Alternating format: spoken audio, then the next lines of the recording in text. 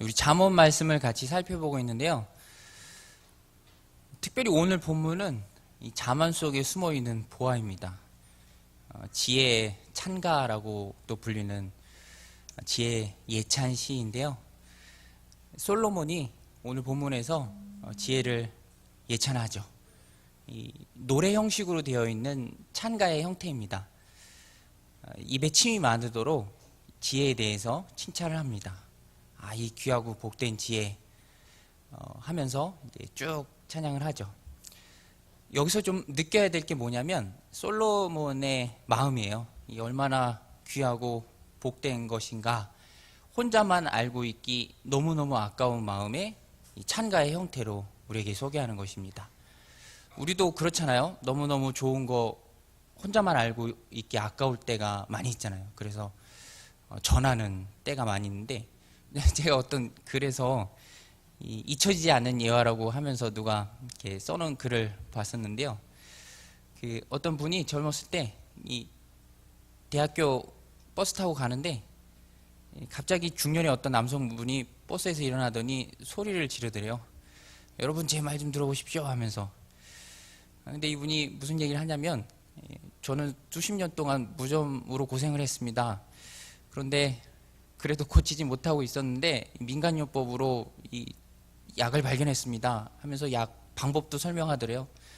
콩가루에 식초를 타서 기름을 부은 다음에 환부에 바르면 납니다 하면서 그렇게 얘기를 하는데 그분이 그렇게 생각했대요. 무좀 약 파시는 분이구나 이렇게 대수롭게 생각하지 않았는데 그러더니 그분이 갑자기 그러면 건강하십시오 하면서 버스에서 훅 내리시더래요. 그래서 그분이 충격을 받았답니다. 저분이 이렇게 사람이 많은데도 불구하고 수십 년 동안 무섬으로 고생했는데 자기처럼 고생하는 사람들 위해서 이렇게 얘기하는구나. 우리도 그렇죠. 너무너무 귀하고 복된 것이라면 이유 여하를 불문하고 전하게 되어 있습니다. 견디지 못하는 심령이죠. 전하지 않고는. 근데 오늘 솔로몬이 딱 그 느낌이에요.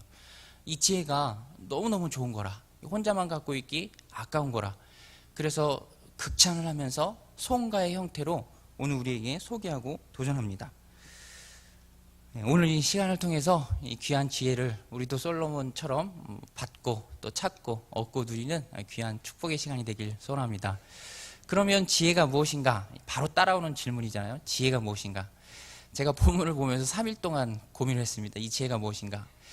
이 지혜는요, 분명히 수박 맛있는 거 고르는 방법, 그죠? 그리고 계란, 삶은 계란 쉽게 까는 방법, 집 청소 깔끔하게 하는 방법 같은 그런 좀 얄팍한 실생활에서의 지혜는 아닙니다. 왜냐하면 이 솔로몬이 극찬을 하는 지혜거든요. 그리고 내용에서도 밝히지만 다른 어떤 것과도 비교할 수 없는 지혜입니다. 이 지혜는요, 우리가 반드시 잠언을 묵상하면서 마음속에 새기고 있어야 되는데 이 지혜는 바로 하나님의 말씀입니다. 하나님을 아는 지식, 하나님의 말씀. 왜냐하면 이 뒤에 오늘 19절에 20절에 보면은 하나님이 지혜로 세상을 창조하셨다라고 이렇게 얘기합니다. 창세기에는 하나님 말씀으로 세상을 창조하신 것으로 되어 있죠. 근데 성경은 많은 부분에서 지혜와 말씀을 인터체인지하면서 특별한 구분 없이 번갈아 가면서 사용합니다. 그래서 지혜와 말씀은 그 용법에 있어서 동일한 것으로 간주해도 됩니다. 그리고 이 지혜는 솔로몬이 얘기하기를 네가 사모하는 다른 어떤 것과 비교할 수도 없을 만큼 귀한 것이다 라고 했으니까 하나님에 대한 지식이죠. 하나님을 아는 겁니다. 바울이 고백했던 것처럼 내 주 예수 그리스도를 아는 지식이 가장 고상하다. 다른 어떤 것과도 견줄 수 없다라고 얘기한 것처럼 하나님을 아는 것, 하나님을 아는 지식, 그것이 바로 참된 지혜고 오늘 솔로몬이 이 본문에서 그 지혜를 예찬하는 것이죠. 우리가 얻고 소유해야 할 지혜입니다. 솔로몬은 굉장히 확증적으로 얘기해요. 왜냐하면 본인이 미리 경험을 했거든요. 이 지혜의 유익, 지혜가 자신의 삶을 얼마만큼 풍요롭게 하는가, 지혜가 내 삶을 얼마만큼 유익하게 하는가 이미 경험을 했습니다. 경험을 한 사람이 아직 경험하지 못하거나 아직 얻지 못한 그 사람한테 해주는 말이에요. 그래서 행간을 보면, 뉘앙스를 보면 약간은 솔로몬의 답답한 마음이 있어요. 무슨 말이냐면 많은 사람들이 부와 명예를 쫓아가는데 사실 그 부와 명예라는 것은 지혜의 오른손과 왼손에 있는 것입니다. 지혜에 따라오는 부산물이죠. 이미 경험한 솔로몬 왕으로서는 답답한 거예요. 좀 안타까운 거죠.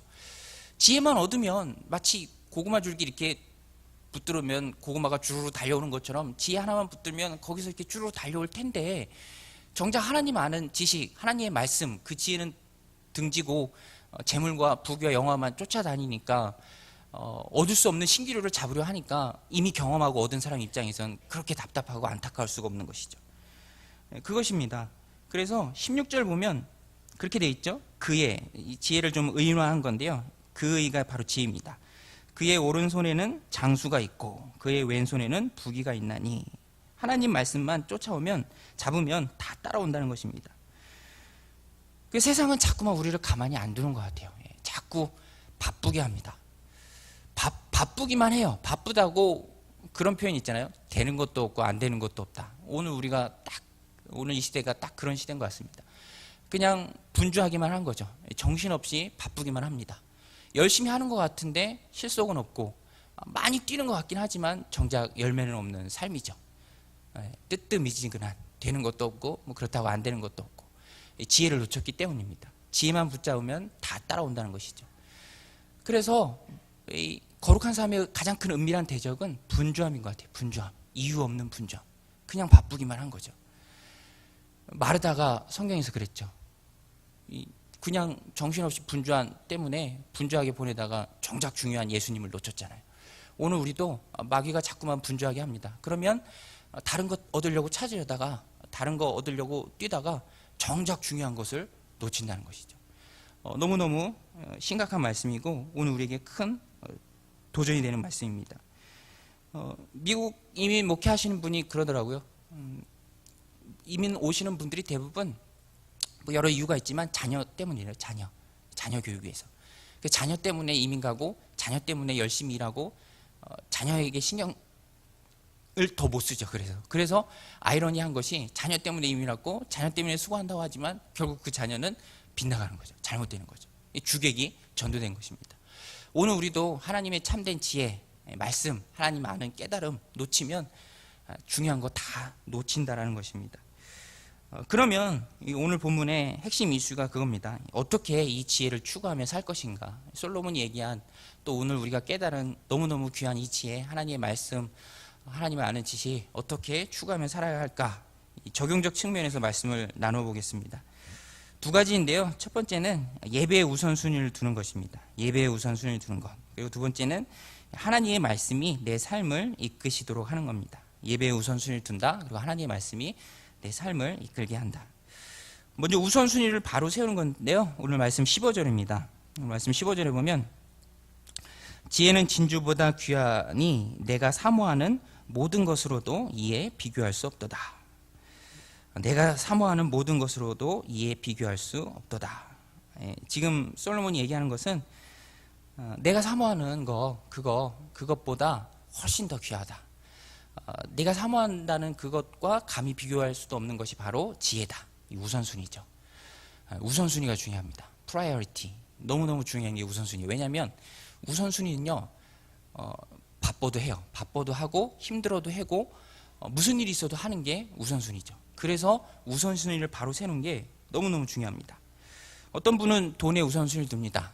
다른 것에는 관심이 없다가도 돈 얘기만 나오면 이렇게 막 눈이 반짝반짝하고 다 알죠. 어떻게 그렇게 잘하는지 돈의 흐름을 다 꿰고 있습니다. 왜냐하면 돈의 우선순위가 있기 때문이죠.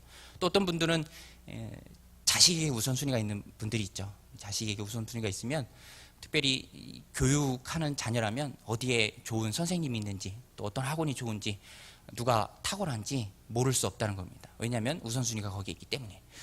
그러면 오늘 말씀처럼 지혜, 그 하나님의 말씀에 우선순위를 두는 사람은 어떤가? 하나님 말씀 듣는 일에 최선을 다하죠. 하나님 말씀 듣는 일에 최선을 다합니다. 쉽게 얘기하면 예배에 목숨을 겁니다. 예배에 우선순위를 두는 것이죠.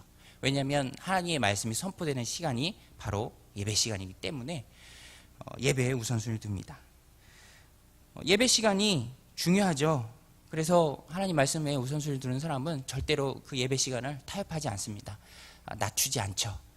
예배가 중요합니다. 왜냐하면 예배가 중요한 이유가 많이 있지만 하나님의 말씀을 듣는 시간이잖아요.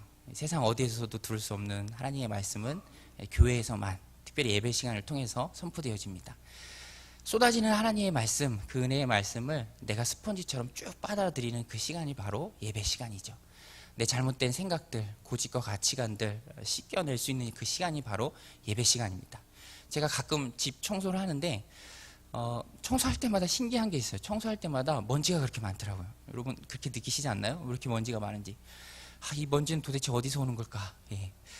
근데 사실 우리가 사는 곳이 바로 먼지 구덩이죠. 여기저기서 다 먼지가 옵니다. 하루만 청소를 안 해도 쌓이는 거죠. 벌써 새까매지잖아요. 그런데 그 먼지가 집안에만 쌓이는 게 아니라 우리의 마음에도 쌓입니다. 신앙의 좌소가 마음인데 마음에 먼지가 쌓인다는 거예요. 그 글 읽기 특강이라는 어떤 책에 보니까 그렇게 써놨더라고요.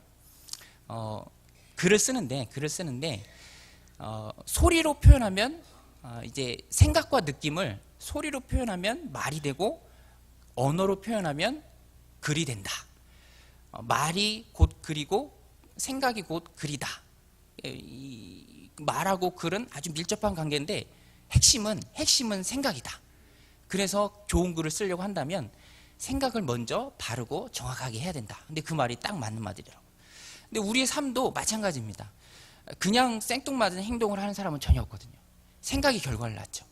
바른 생각과 올곧은 생각이 중요한 것입니다. 그런데 우리는 본성이 죄인이라 뿌리 깊은 죄성이 있기 때문에 스스로 좋은 생각을 할래야 할 수가 없어요. 그렇기 때문에 우리들 마음 가운데 있는 세상의 먼지들, 또 잘못되어져 있는 나의 생각들 먼저 바로잡아야 하는데, 그 바로잡는 것이 바로 하나님의 말씀이고, 그 말씀이 선포되는 자리가 예배라는 것이죠. 그 예배를 통해서, 말씀을 통해서 내 생각, 내 고집, 내 잘못된 자아들을 바로잡을 수 있습니다. 그래서 바로 예배 시간이 중요한 것이죠. 다른 어떤 것으로도 바로잡을 수가 없죠. 하나님의 말씀이 아니고는 다른 세상 무엇을 가지고 우리 가치관과 기준을 세울 수 있겠습니까? 제가 예전에 수자원 공사 그 방송 광고를 본 적이 있는데, 대상도 많이 받은 건데 그렇게 나와요. 이제 나레이터가 얘기를 해주는데, 영상을 보여주면서 쌀이 없다면 밀로 대신할 수 있습니다. 그죠? 쌀이 없다면 밀로 대신할 수 있습니다. 기름이 없다면 가스로 대신할 수 있습니다. 그런데 이제 심각하게 물이 없다면 물을 대신할 수 있는 것은 물밖에 없습니다. 예배도 마찬가지인 것 같아요. 예배를 대신할 수 있는 것은 예배밖에 없는 것이죠.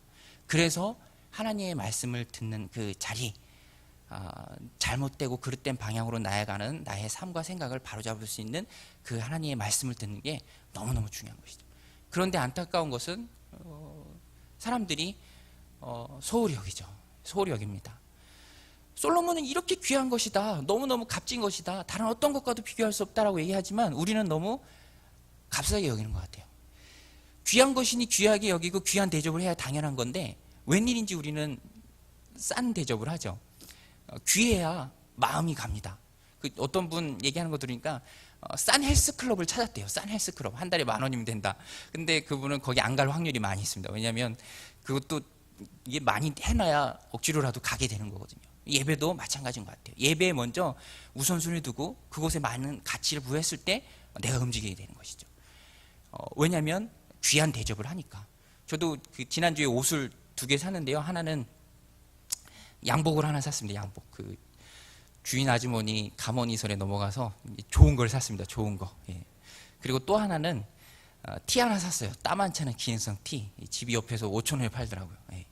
근데 재밌는 것은 강일동에 팔더라고요. 재밌는 것은 두 옷을 대하는 저의 태도가 전혀 다르더라고요. 양복, 비싼 양복, 경건한 마음으로 옷걸이에 걸어놓고 늘 보고 먼지 묻었나 안 묻었나 하고 귀하게 대하죠. 근데 그 싸구려 티 5,000원 주고 샀으니까 그냥 대충 던져버리고 구겨지고 안 보여도 신경도 안 쓰고. 근데 안타까운 것은 예배를 대하는 태도가 언제부턴가 싸구려 티를 대하는 태도가 아닌가. 너무너무 귀한 건데, 하나님 만나는 건데 발에 채일 정도로 많다고 그 가치마저 떨어진 것은 아니죠. 너무너무 귀한 것입니다. 솔로몬은 우리에게 분명히 얘기합니다. 내가 사모하는 그 어떤 것과 비교도 할 수 없을 만큼 귀한 것이 바로 하나님의 말씀이다. 예배를 소홀히 여기면 두려운 것은 하나님이 걷어가십니다. 그거 아시죠? 하나님 걷어가세요. 아모스 8장에 보면 그런 내용이 나옵니다. 사람들이 굶주리는데 양식이 없어 굶주림이 아니고요. 사람들이 목마른데 물이 없어 목마름이 아니라 하나님의 말씀이 없어 목마릅니다. 그때 무슨 일이 벌어지는가? 아모스 8장 12절 13절 말씀인데, 사람이 이 바다에서 저 바다까지 북쪽에서 동쪽까지 비틀거리며 여호와의 말씀을 구하려고 돌아다녀도 얻지 못하리니 그날의 아름다운 처녀와 젊은 남자가 다 갈아여 쓰러지리라. 예배입니다. 예배가 살아야 되죠. 우리의 삶을 살리는 것, 잘못된 방향 바로 세우는 것, 먼저는 예배가 살아야 합니다. 예배가 끊어지면 다 끊어지게 돼 있다는 거예요. 위기 중에 최고의 위기는 하나님으로부터 끊어지는 것이죠. 예배에 소홀하게 여기는 것입니다. 소천하시는 분들, 생명이 떠나는 분들 마지막 상태가 뭐냐면 음식을 거부하는 거예요. 말씀이 안 들어가는 것입니다. 우리 영혼도 마찬가지입니다. 말씀이 안 들어가면 그 이후로는 소망이 없는 것이죠. 끊어지는 것이죠. 가장 심각한 위기가 예배가 병드는 것입니다. 그래서 예배를 다시 살려야 됩니다. 예배가 살면 우리도 다시 살아난다는 것입니다. 또 두 번째는 말씀이 인생을 이끌도록 하는 것입니다. 말씀이 인생을 이끌도록 하는 것. 17절인데요. 그 길은 즐거운 길이요 그의 지름길은 다 평강이니라. 그 길은 즐거운 길이요 그의 지름길은 다 평강이니라. 말씀을 따르는 길이 즐거운 길이요 평강의 길이라는 말입니다. 왜 평강의 길이요 즐거운 길인가 나왔잖아요. 지름길이기 때문에. 지름길. 이 지름길에 해당하는 원어가 그거예요. 다져진 길입니다. 다져진 길. 그러니까 뉘앙스가 본 길이 있고 본 길 옆에 샛길. 그러나 사람들이 많이 다녀서 반들반들해진 길. 그리고 목적지까지 빨리 갈 수 있는 그 길. 그렇지만 알만한 사람만 아는 길. 바로 그 길이에요. 오솔길, 샛길, 목적지까지 빨리 가는 길. 그래서 여호와의 길은 행복한 길입니다. 즐거운 길이고요. 빠른 길이에요. 지름길이에요. 예전에 저를 아끼시는 분이 간혹 저를 위해서 이렇게 기도해 주실 때 그런 기도 많이 해주셨어요. 지금도 귀에 생생한데 돌아가지 않고 지름길로 가게 하옵소서. 그죠? 돌아가지 않고 지름길로 가게 하옵소서.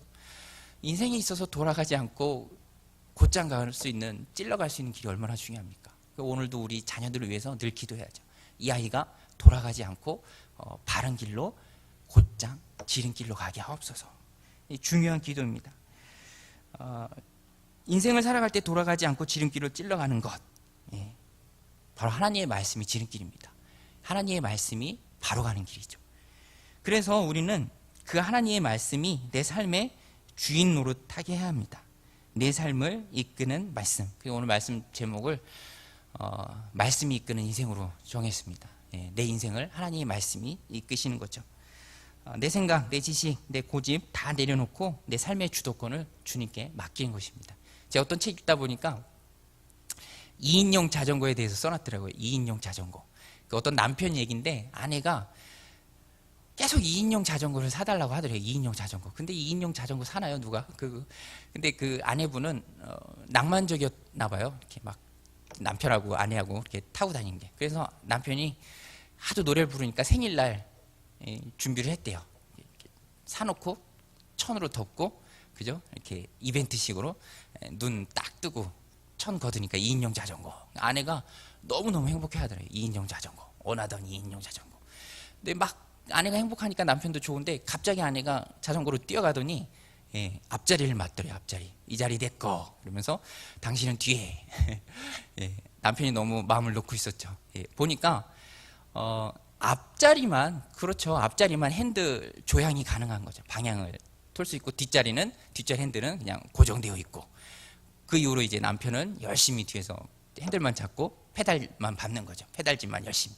아내가 이쪽으로 가면 이쪽으로 가고 저쪽으로 가면 저쪽으로 가고. 근데 그렇게 한참 타다 보니까 뜬금없이 문득 그런 생각이 들더래요. 우리의 인생이 2인용 자전거라면, 그죠? 방향이 가능한, 방향을 조절할 수 있는 앞자리에는 당연히 주님이 앉아 계시겠구나. 나는 혹 그동안 너무 내가 앞자리에만 앉으려고 하고 예수님 뒤에 앉혀놓고 그냥 페달만 밟으라고 하지 않았나, 뭐 그런 생각을 했다고 합니다. 지름길로 못 가는 이유, 항상 돌아가는 이유, 멀리 가는 이유, 말씀이 내 삶을 이끌지 않았기 때문이죠. 내 삶을 주님께 맡기지 않았기 때문입니다. 내가 한다고 하니까 항상 힘만 든 거예요. 문제만 생기고, 그렇다고 빨리 가는 것도 아니고 돌아서 가고 힘들고, 주님이 우리의 인생을 책임져 주실 때 빨리 갈 수 있고 편하게 갈 수 있는 거죠. 오늘 말씀하잖아요. 지름길은 평안의 길이고 즐거운 길이다. 그 나니아 연대기 2권에 보면은 C.S. 루이스가 썼잖아요. 기독교 가치관으로 쓴 책인데 커다란 사자가 나옵니다. 커다란 사자, 아슬란. 갈기가 이렇게 나와 있는, 굉장히 영화로도 제작됐는데 멋진 사자인데, 그 사자가 바로 예수님이에요. 예수님인데 후반부에 가보면 굉장히 그림으로도 싹 그려지고 굉장히 마음이 따뜻해지면서 인상적인 부분이 있는데, 그 주인공 중에 루시아 수잔이라는 여자아이들이 있는데 그 여자아이들 2명이 아슬란 등에 타요. 그리고 갈기를 잡고 있습니다. 그러니까 이 아슬란이 엄청나게 빨리 달리는 거예요. 목적지를 향해서. 아무리 달려도 힘이 다하지 않고요. 발을 헛디딜 염려도 없고 장애물이 있다고 머뭇거리지도 않고, 강이 나오건 산이 나오건 요리조리 피해가면서 빠르게 달리는 거죠. 오늘 우리가 인생을 살아가면서 가장 편안하게 가는 길은 그죠? 예수님 등에 올라타서 밑을 내려다보는 것입니다. 걱정이 없죠.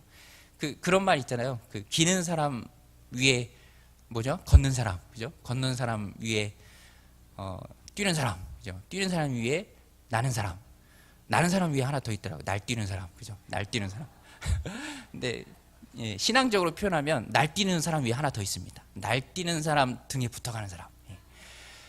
예수님 등에 딱 붙어가는 것, 예수님 꼭 붙잡고 가는 것, 그 길이 바로 평안의 길이죠. 그 길이 바로 샬롬의 길이라는 것입니다. 내가 다 하려니까 피곤하고 내가 다 하려니까 힘든 것이죠. 주님께 맡기고 주님과 동행하는 것, 주님이 이끄시는 그 길로 가는 것이 가장 행복한 길이라는 것입니다. 오늘 2가지 말씀드렸습니다. 가장 큰 지혜, 예배를 회복하는 것이고요. 그 말씀이 내 삶을 이끄도록 하는 것입니다. 솔로몬이 입에 침이 마르도록 한 것은, 그 지혜는 바로 하나님을 아는 지식이고 또 내 삶 가운데 말씀하시는 하나님의 말씀입니다. 다른 어떤 것보다도 그것이 더 귀하니까 그런 것들을 더 귀하게 여김으로 매일매일 삶 가운데 하나님과 동행하는 저 여러분 되시기를 주님의 이름으로 축원드립니다. 같이 기도하시겠습니다.